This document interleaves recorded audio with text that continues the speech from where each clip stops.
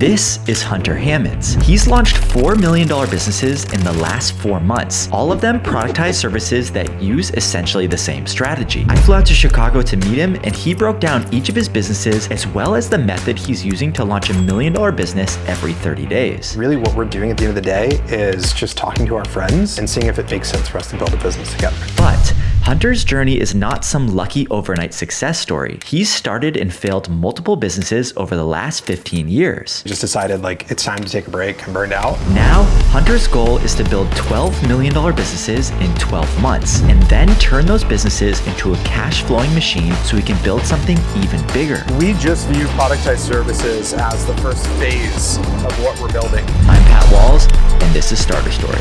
Tell me a little bit more about yourself and what you're building. I run a company called Assembly, which builds creator-led B2B brands. We're building one company a month with the goal that each company hits $1 million run rate within the first 30 days. Today, I'm happy to say that, out of the 4 companies that we're operating, they're in the multiple 7 figures of revenue and growing quickly. We're on track to crack, kind of the $1 million a month mark by the end of this year, which is incredible. And across the board, each of these businesses is just delivering incredible work to its customers. So it feels pretty special. Can you break down each of the businesses that you've built? Sure. Most recently, we launched Hey Friends, which is our done-for-you YouTube agency with Ali Abdal. Another is Off Menu, which is our full-service design agency. We have Viral Cuts, which is our high-end premium short-form agency with Sam Parr and Cody Sanchez. We've got Keyframe, our animation studio with Dan Coe, and then we have a few other businesses that we're kind of currently building in stealth that have some customers that will launch publicly pretty soon. And can you break down a little bit how these businesses are doing? What's been the most successful one, and then how does it look in terms of revenue and customers? So we started launching companies 4 months ago. Kind of crazy to say that all of our companies are doing over $1 million a year in ARR. 3 out of the 4 that are public are doing multiple 7 figures a year right now. Out of the current portfolio, Hey Friends and Off Menu are by far and away going to be the biggest winners, but Off Menu is probably most exciting to talk about right now because it's the one that we're getting ready to announce next week. I'm going to call my shot. I think Off Menu is going to crack a $5 million run rate by the end of October. Fast. Yeah. How does it work fundamentally? Fundamentally, at the end of the day, a customer pays us for a predefined service. So in the case of Hey Friends, for example, we have the creator package that starts at $10,000 a month. And basically what that is everything you need to release 6 really high quality YouTube videos per month. One of the biggest things for us there is setting clear expectations with our customers about how much volume you can expect from us. We're really not big fans of the idea of unlimited. So we really want to make sure that our customers understand exactly what they're getting for when they pay us money. Yeah. You built these amazing businesses in the short few months. Mm-hmm. What's your backstory? How do you get here? I've been building businesses for the better part of 15 years, which makes me feel super old at this point. And I started my first agency when I was 19. There I met one of my closest friends to this day. His name's Austin Cameron. I hired him as my lead engineer at the time. And together we started working on this idea for a startup. We built that business to 3.2 million active users. Unfortunately, we could never really monetize. So we ended up selling all the assets of that. And then I got an offer I couldn't refuse from a big agency here in town that basically said, look, we'll give you a $3 million a year budget to build your own team and basically build digital for our agency. It was fun at first. We recruited an amazing team, but then there were all these constraints that started stacking up, even ways that we could collaborate with our clients that were really, really cool brands. So that's where we got the idea originally of just saying screw this. Let's just start our own agency. That's where Everest was born. And I built that business into the 8 figures of revenue. We worked with Nike or Samsung or Obama, right? Our accounts got bigger and bigger, but the budgets were still kind of constrained. And my life just became one phone call after another from VPs and EVPs just bitching about problems that didn't matter. And I really quickly grew to just hate running that business. Ultimately just decided it's time to take a break. I'm burned out. So I took a 6-month sabbatical and basically just dicked around all day for 6 months, did 0 work, just kind of reading and relaxing and really storing up enough energy to go and build Assembly. Along the way of building Everest, Sahil Bloom and I became pretty fast friends and kept trying to find ways to work on something together. And near the end of my break, we had a call scheduled and both of us hopped on the phone and he's like, dude, I got this idea that I want to talk to you about. And I was like, me too. We basically discussed the concept of partnering with creators to build B2B businesses. I said, look, let's build 12 of them in 12 months, because that'll give us A, the most diversified source of revenue we could possibly imagine. B, it'll allow us to generate so much cash that we can go and take a lot of really big bets. That's what we started doing. So I flew out to New York, we had dinner, kind of aligned on what we were doing, and I said, look, let's build a productized agency first. And Keyframe was born 3 weeks later. I spent 7 years trying to build 24 different businesses, but only one of them was successful. Now, that business makes over $1 million a year, but I could have done it a lot faster if I studied already successful businesses. Imagine you could read the exact steps to how someone built $1 million business and the mistakes they made so you can avoid them when you launch. Well, at Starter Story, we have a library of over 4,000 case studies and business idea breakdowns where you can do this, all backed by real data. For example, Luke joined Starter Story and dove into our case study about a newsletter that makes $25 million a year. Just 1 month later, he launched his own newsletter and did $5,800 in revenue in 30 days. It's simple. He studied what works, implemented it, and avoided the mistakes of people that were just a few steps ahead of him. So if you're serious about finding a business idea that works and making your first dollar 10 times faster, check out the first link in the description. We're running a special right now for anyone coming from the channel. Anyways, enjoy the rest of the video. Peace. How do you usually come up with ideas for a new productized service to launch, and how do you validate them? When we're looking at building a productized service, we're looking for a really crowded market. If we can come into the market with a really great brand, already populated with a ton of success stories and case studies, make sure that it's a really concierge experience that feels high-end and premium, and then have a really trusted creator that serves as this massive boost of distribution at the beginning of the business, we can probably win in that space really quickly. The success of the relationship really comes down to something that we call product audience fit. So if you take Ali Abdal, for example, it made total sense for Ali to have a YouTube agency because he'd taught thousands of people how to succeed on YouTube. So what we do is we come in with our playbook, with our team, our expertise, our recruiting engine, and we build the entire business. Productized services, they've kind of blown up over the last couple of years. What do you think the opportunity is here? I think the opportunity is huge. It's an interface to where a customer says, hey, this is the problem I'm trying to solve or the goal that I have, and instantly sees work. So I think that way of working and just making it the super clear transactional relationship, I pay you X dollars, you give me Y result, is beautiful. We wanted to come in and approach it from the perspective of like, let's build a really great operationally sound business. You know, our contribution margins and like our cash flow cycles and how we're servicing customers to make sure that they're really well taken care of. When you can do all of that and wrap it in the simple, like pretty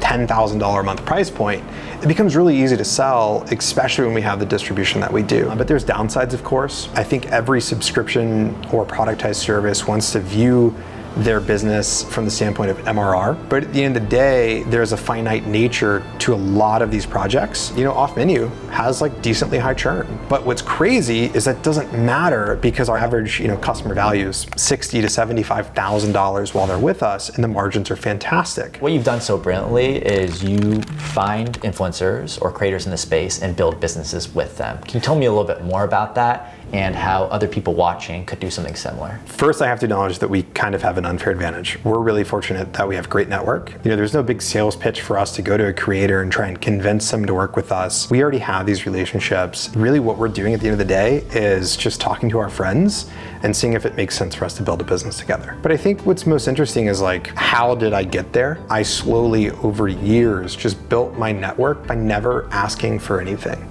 just always giving. Along the way, you build a lot of trust and people know you as a person that is just really high integrity, really loyal. I think that's a really special thing that a lot of people miss when they look for that like quick buck. And how does it work in terms of the partnership? Is there an equity split with the influencer or profit sharing, or what's the typical model for this? They're not like affiliate partners, they're actual partners in these businesses. They're really instrumental in helping get them off the ground. They're instrumental in the insights that drive the business and the service it provides. And that works really well for us. Building businesses like these require seemingly a lot of scale, and you've gone from 3 people to over 50 in 4 months. Tell me about how you've been able to scale. So I have this method that basically I say like, let's move super fast, break fucking everything, and just create this wake of chaos, and then stop and just clean it all up. And so we just went through our clean it all up phase. I do want to be honest and say, like, for us to hit that scale so quickly, we really had to cut a lot of corners, which has its pros and its cons. But fortunately, I think we did a good job of recruiting people that were okay with that could like thrive in that sense of ambiguity. What's your approach to finding great people and hiring them? It's different for every company that we run. You know, for Off Menu, for example, we're only looking for like principal or creative level designers and above. So there, it's all network driven, very carefully curated. But if you look at a company like Viral Cuts or like Hey Friends, to where we need to hire 50 video editors as fast as we can, a lot of what we rely on is careful recruiting for the first handful, and then we offer really great referral incentives. If you know another editor or you're friends with somebody that's looking for a new role, have them come here. At the end of the day, like one of our secrets to recruiting is just being like a really great, generous employer, and that's worked wonders for us. You're able to launch all these businesses. Most people, including me, have trouble just figuring out how to launch one business. Why is it different for you? What's your approach? It's a tremendous amount of really hard work. I'm only able to do it because I've got a fantastic team that I'm working with. Some of the core team members that we have are guys that I've worked with for years, and it's easy for us to just get in a rhythm and go. So that's been one of the biggest drivers. But at the end of the day, it's still, you know, I work 10 to 14 hours a day, 6 days a week. Yeah. Tell me about these 10 to 14 hour days. What does a typical day in the life look like you? What do you spend most of your time doing? I have this framework that I call DAM, decisions that I have to make, actions I have to take, and messages I have to send. I structure my week that way. So Monday is all about decisions, Tuesday is all about actions, and Wednesday is all about messages. I wake up on Mondays with a ton of data from our team. And then I use that time to make a lot of decisions on what we need to do to essentially optimize the businesses that we're running or the businesses that we're currently incubating. Tuesdays, you know, the action part of my week, I really spend thinking through what actions do I have to take today to move the rest of these businesses forward for the week based on the decisions that I made yesterday. Wednesdays, messages, I communicate all that to the team. That's really the core driver of my work. Thursdays, I leave for calls, talking with other CEOs, sometimes helping out with sales calls, things like that. And then Fridays, I typically write. I try and do more deep work. Seems like you are making a big bet on Productized Services. Can you tell me more about that? I want to be clear, it's just the launchpad. We just view Productized Services as the first phase of what we're building. When you think about Productized Services, you have this fantastic free cash flow engine. From there, the question is, what do you do with all that free cash flow? And that's where we're thinking much bigger, right? We're looking at products, we're looking at SaaS, we're looking at really interesting ways for us to scale what we're building at Assembly in phase 2 beyond this notion of a human being is required to turn a profit. But it sounds like the productized service, as you said, is a great way to start generating cash. Even for someone watching this video, it's kind of a great first business to start.